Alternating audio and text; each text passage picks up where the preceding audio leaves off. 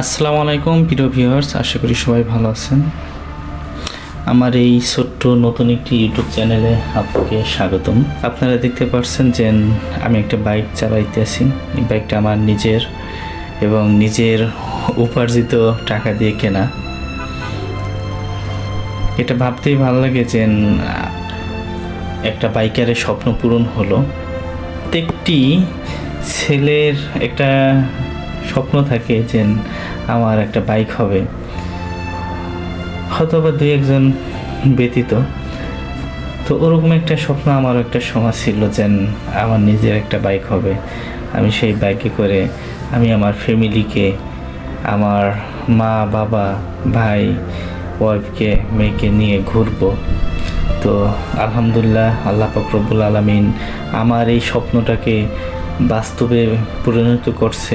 এর জন্য আল্লাহ তাআলার কাছে শুকরিয়া জানাই, আলহামদুলিল্লাহ। আমি এখন আমার এই নতুন বাইকটিকে নিয়ে আমার গ্রামের বাড়ি যাচ্ছি, সিটিজিৎপুর, আমার আম্মুকে নিয়ে। আমার সবসময় একটা স্বপ্ন ছিল যে আমি বাইক কিনবো, আমার বাইকটা প্রথমে স্টার্ট দেবে, প্রথম চালাবে আমার বড় ভাই। আর আমার বাইকের প্রথম আমার পিলিয়ন হবে হলো আমার আম্মু।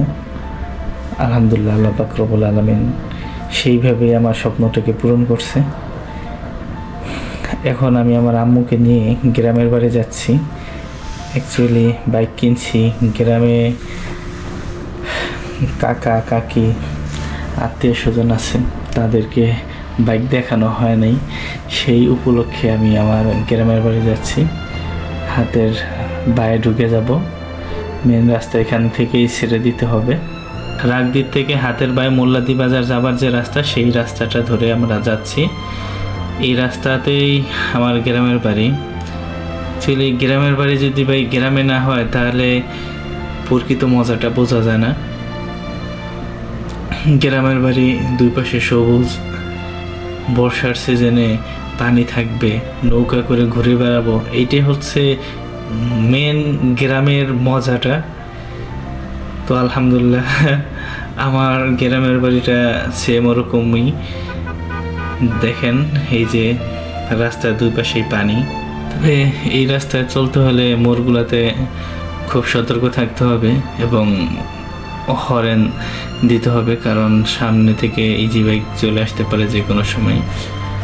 কোনো একটা দুর্ঘটনা ঘটে গেলে তখন কার দোষ, এর থেকে সবথেকে বড় বিষয় যে আমার সাথে দুর্ঘটনা ঘটলে তো আমারই ক্ষতি হবে বেশি, তাই সতর্ক থাকবো। বৃষ্টি নামছে কিছুক্ষণ আগে, তাই রাস্তায় পানি জমে আছে। চলে আসছি আমাদের সিটিজিৎপুর গ্রামের বাড়িতে। এই তো সুন্দরদি গ্রাম, এরপরে আমাদের বাড়ি। এখান থেকে শুরু হয়ে গেছে আমাদের এলাকা। হাতের বাম পাশে শরণের বাসা, আর হাতের ডান পাশে যে বাড়িটা দেখতে পাচ্ছেন, এটাই হলো আমাদের সিটিজিৎপুর হাওলাদার বাড়ি। আমি এই বাড়িরই সন্তান। তবে টেকেরহাট থাকি, মাঝে মাঝে এখানে আসি। আমাদের অনেক বেশি বেশি আসা উচিত, কিন্তু জীবনের ব্যস্ততায় বেশ একটা আশা হয় না। এই তো আমার গ্রামের বাড়ি, চলে আসছি, এখানেই রাখবো।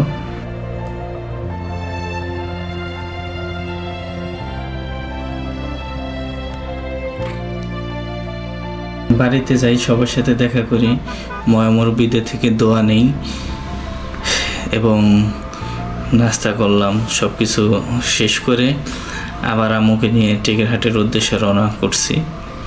দোয়া করবেন আমাদের সফরটা যেন সুন্দর হয় এবং সহি সালামতভাবে বাসায় এসে পৌঁছাতে পারি।